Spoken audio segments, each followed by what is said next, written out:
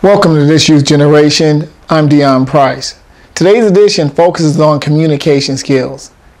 There was a time when correct English was not an option. Speaking it was absolutely mandatory. Over the years, we've seen it deteriorate. As an instructor, I've seen it, parents as well. And a generation ago, we didn't have that issue. I recall being literally popped in the mouth if I spoke out of turn or if I spoke in a double negative.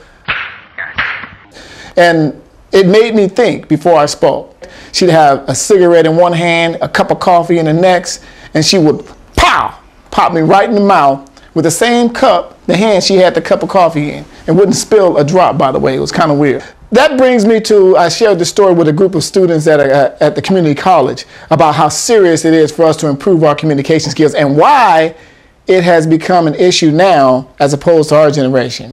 The biggest culprit right now is, according to the consensus, is technology.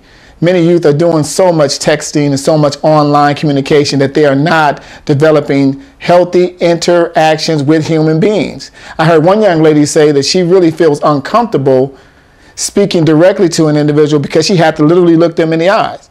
It's more comfortable for her to do it over online or through a social network or on a text. I believe this particular generation, this culture, really have to free ourselves from this linguistic shackles that exist with urban vernacular and hip-hop language that has really become very popular, but it also has hindered our capacity to communicate on a professional level. Hey, bluff y'all plunk ass bliggers.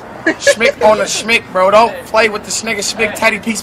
I Smith's toss. What the hell did you just say? I believe the #1 skill to develop, out of any skill that you can develop, is the skill to communicate clearly.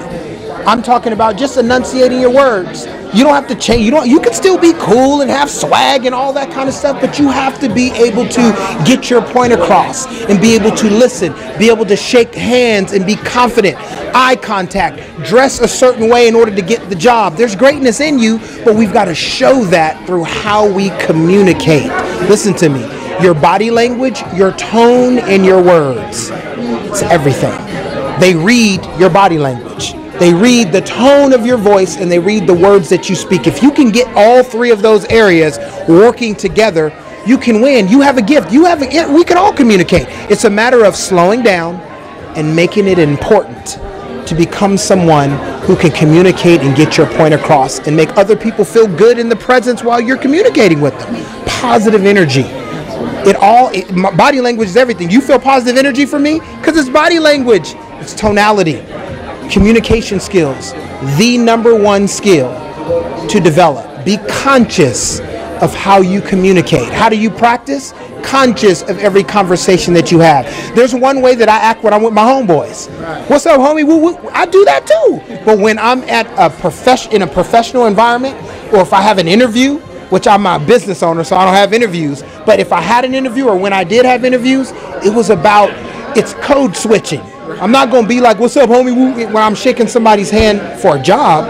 I've got to be able to know when to kick it and know when to be serious. I recently observed the speaking ability of students on various campuses of high schools and colleges, and it is a very, very serious concern, speaking to educators and parents as well. Your ability to communicate will determine how well you will be in the job market. It is absolutely imperative that you can communicate your resume and articulate and sell your product. If you can't do that, you're going to have trouble.